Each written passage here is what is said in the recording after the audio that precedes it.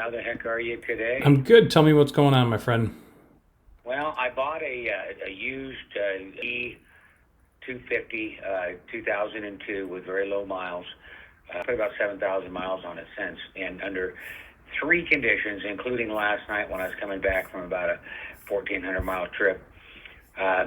It just stops. It just quits running. All the dash lights light up, and it just isn't running. And all I can do is just pull over to the side of the road.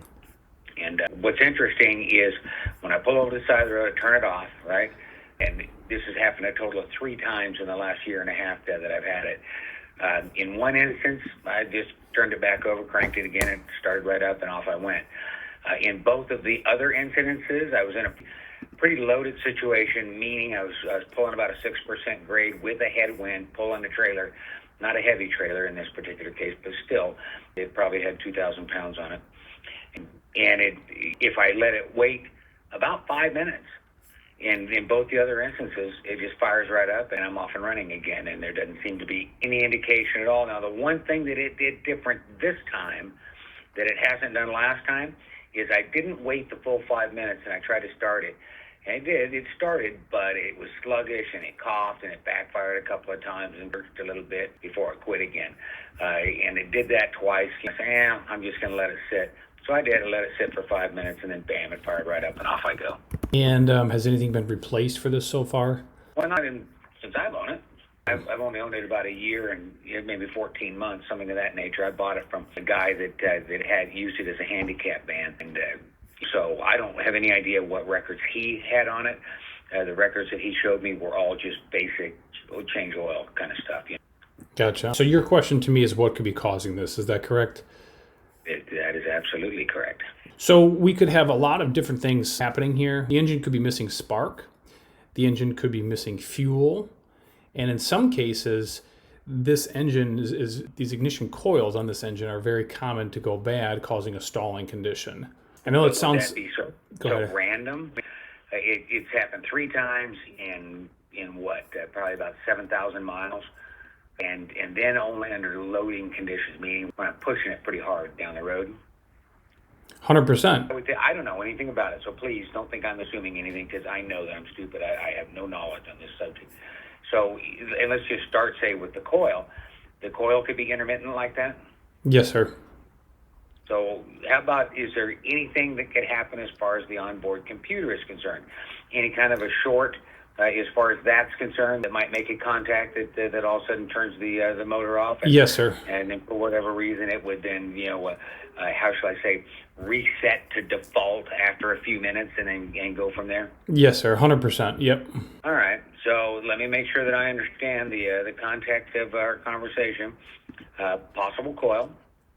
I don't know what's involved as far as changing that out, but that sounds to me like it's probably not a major deal. And I don't know, but on a 2002 E-250, my guess is they made about 16 million of these vans. And in a van that old, I should be able to go to Rock Auto or any number of places and perhaps a computer, and it wouldn't break the bank. Would you concur with that? Yes, sir. Right? Those are very difficult to put in and out? No, not at all. All right. And the last thing that you suggested was fuel. Now, as far as the fuel is concerned, the first thing that I would do, just normally, would be to change the filter. But it doesn't seem to me that a fuel filter would be so intermittent. Am I correct in that assumption? Yes, sir, that's correct. As far as a pump is concerned, once again, if it's going bad or has a problem, I would expect that, once a problem, it's got a problem, not it wouldn't show symptoms again and just move on. That would be incorrect. Okay, so a fuel filter a fuel pump could be intermittent as far as that's concerned. Yes, sir. Okay, all righty.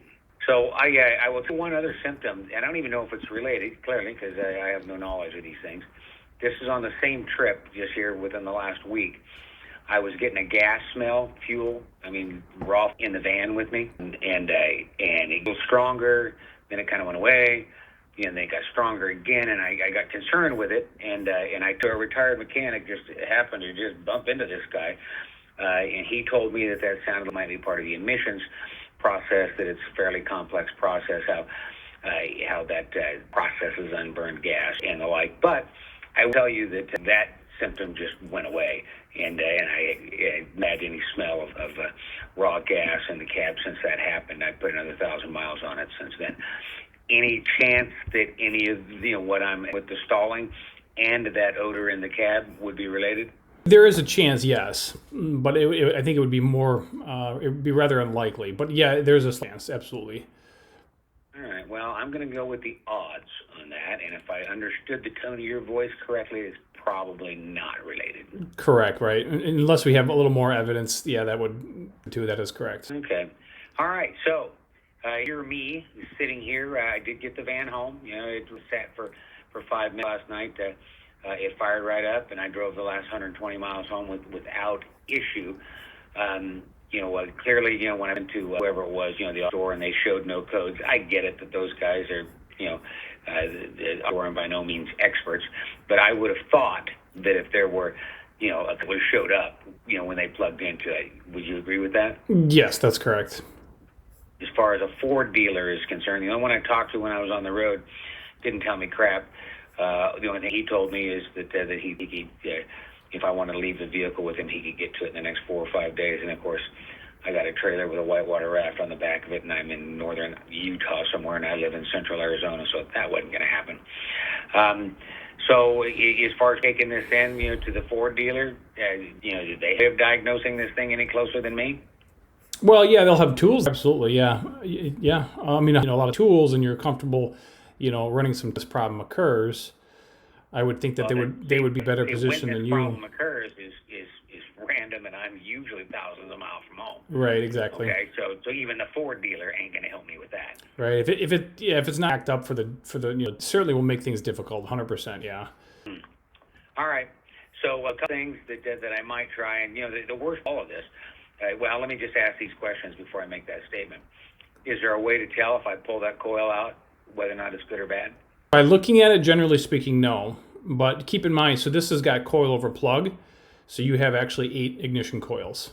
Yeah, and that's kind of it. And I suppose if any one of them then it becomes problematic, that it may send a sensor to the computer that turns it off, right?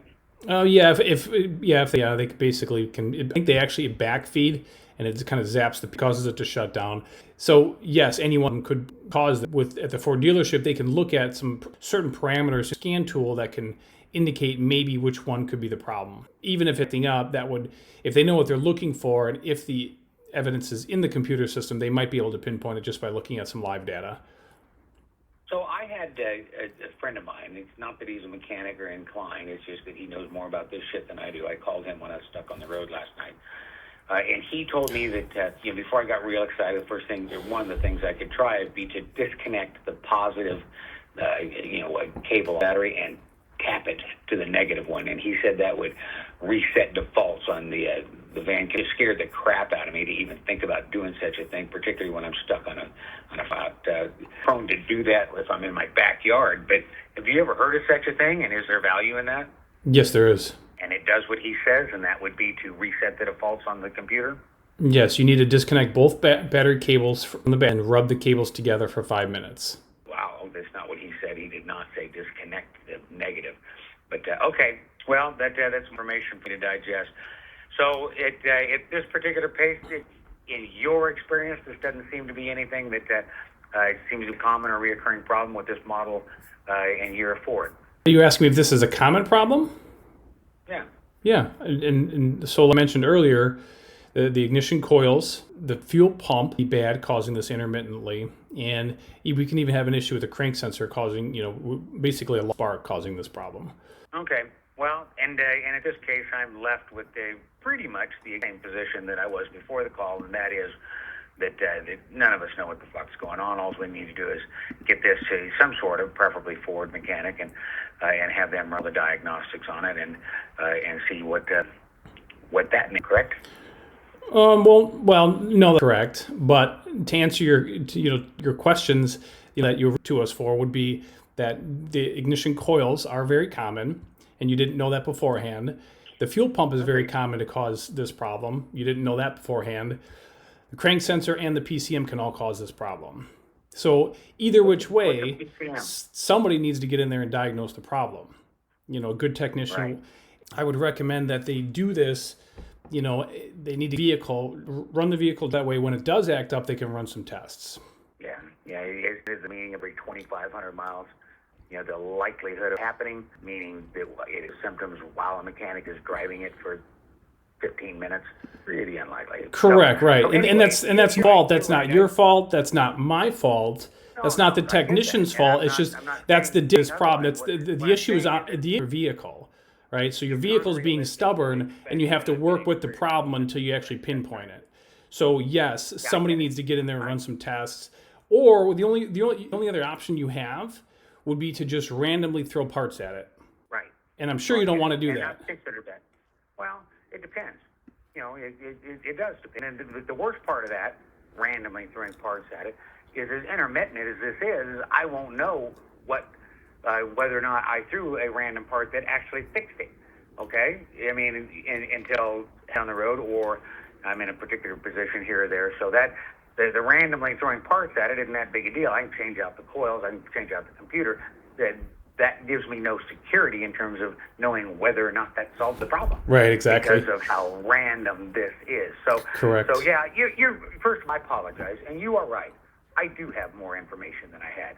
Okay, but my solution is the same, and that solution isn't something that, oh yeah, you know what, it's a very common problem. I've heard this particular issue, whatever. I was hoping for that. That's probably unrealistic. It's all good. I know what to do next, and that is to get this into somebody that's got more equipment than I do, and we'll go from there. You got it, my friend. Hey, thank you for returning the call. I appreciate you. All right, you bet. You're welcome. Bye. Bye-bye.